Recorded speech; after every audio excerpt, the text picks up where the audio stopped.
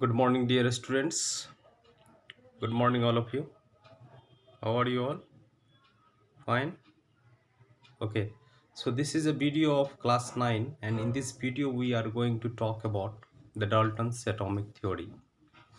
One of the theory which actually described about the atoms, okay, no? With the postulates. And here you can see that the Dalton's he actually explained in his theory about the properties of matter, and the properties of matter can be explained when the smallest particles of matter he will explain about that one. Okay, now so properties of matter we will deal in this Dalton's atomic theory. Okay, now different types, different properties of matter he actually dealt with that one. The theory was actually based on the divisibility of the matter. Divisibility means that the matter is actually, you all know that if some of the matter we are writing here, suppose this one is one matter and that one can be the solid, any solid if I will take. So I am taking iron here. Iron is actually have a smallest particle. As iron is made up of the smallest unit of particle, and here I have actually made all that thing. If I will break down, if I will cut a small piece of that one, I will get this small piece. This one is a tiny particle, this one is iron, that one is matter, and this one is made up of tiny particle, and that one is known as atom. So how atom, this one is atom here, it is atom. Okay, now how atom is actually made up of, we will see, we will see that one, that how atom is actually made up of. Here I can write E. Okay, so we will see that one. So atom is the smallest unit, and that one is, from that matter is actually made up of. Okay, so next you can see.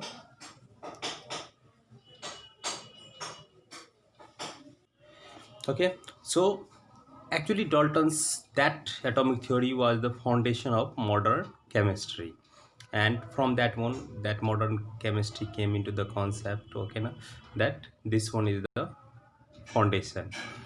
He was also calculated the masses of the atoms of various elements. Different elements are there: hydrogen, helium, lithium. So mass of the different elements he actually calculated about that one.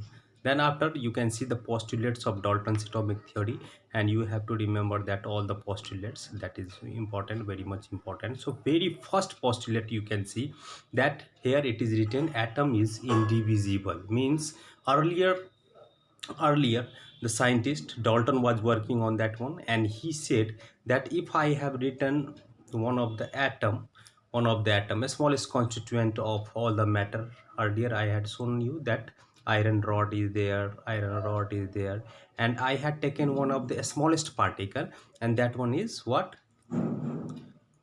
that one is atom, that one is atom I have taken.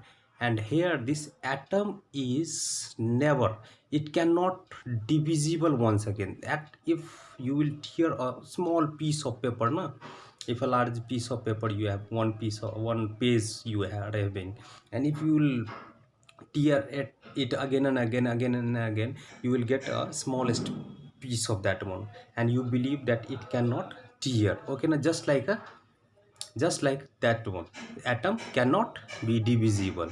So he was saying that atom is indivisible, but later on his idea were proven wrong. Okay, now second, atom can neither be created nor destroyed during a chemical reaction. This one is that atom, if atom is there, that is never destroyed, that is never created during a chemical reaction. So this one is the second postulate.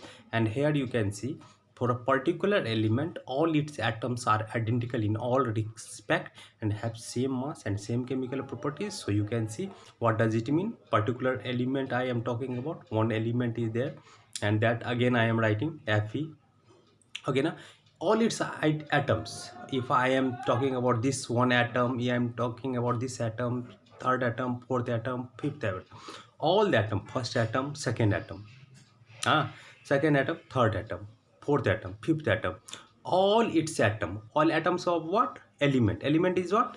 Iron. And iron atom is this one, internal structure 1 2 3 4 5, okay na, are identical.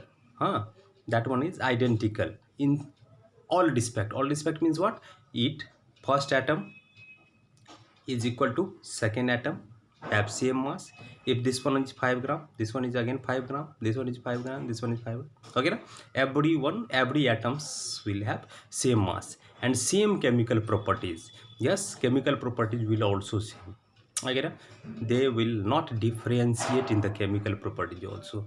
Now atoms of different elements have different masses. If I am talking about, if I am saying atoms of different elements, so yes, they have different masses. How? One example I am giving you. Different masses have different different elements have different masses and different chemical properties. So you can see, if I have written Fe here and if I have written Ca here, so Fe maybe have some different atomic structure, and Ca is having, this should be equal, okay na? And Ca maybe have some dot structure, some dot. So this one have different mass, this one have different mass, and if different mass would be there, so here it is written that different mass size and different chemical properties also. So but the different elements should be there. But here you can see atoms of same element, atoms have of same a particular element, all its atoms are identical, but different elements have different masses, size and chemical properties. And here you can see the next one, atoms of different elements combine in the fixed ratio. How? Atoms of different element means what? If I have written one H and one oxygen, so this one is atoms of different elements, that you know that this hydrogen and oxygen will combine, and what it will give? H2O. Yes, it is true. So H2O, it has given atoms of different elements, combine in a fixed ratio to form compound. Different element means H and oxygen combined together, and it has given H2O. That one H2O is a compound. How it has combined? It has combined in the fixed ratio. It is written in the first line, it combined in a fixed ratio. Okay now, and every time you should know, during the combination, during formation of compound, these atoms combine in whole number, not in fraction. Earlier it was told that atoms are indivisible. If it is indivisible, that it will it will it will actually exist in the whole number, it will not exist as the fraction. Okay na, not fraction 1 by 2 you cannot write. Okay na. So H2O, if hydrogen and oxygen together combine, it has given H2O, and you can see 2 hydrogen is there, 1 oxygen, that means 2 hydrogen 1 oxygen. Okay, by mass if you write, so 1 is to 8 volume, oh sorry, mass would be 1 is to 8, and by volume if you will say 2 hydrogen, okay na, 1 oxygen. So every time you should know this thing. And here it is written, the next postulate, the number and kind of atoms in a given compound is always fixed. Means if I am talking about hydrogen and oxygen, it will give H2O. What does it mean?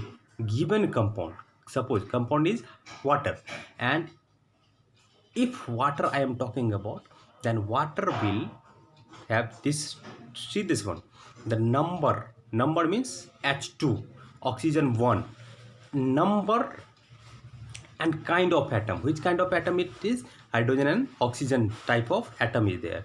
In water, every time it is fixed. If you will talk about the water, if you will talk about any of the compound, every time what we can see, we can say that every time that compound will have the same elements. Okay now, if I am talking about one more example, if I will say that CaCO3, okay na, CaCO3, everywhere calcium, carbon, oxygen would be there, and its number 1 calcium, 1 carbon, 3 oxygen would be there. Okay na, atom cannot exist independently, it will react with someone. Okay na, So there are very lots of reactive elements, atoms are there, that will not exist independently in the nature. It can react with every uh, whenever it will come in the exposure of oxygen, sodium, potassium, calcium. It is very reactive now. It will react with the oxygen, so it will form its oxide. Okay na? So atoms cannot exist independently. So I hope all these postulate you have understood. Thank you, students. Thank you.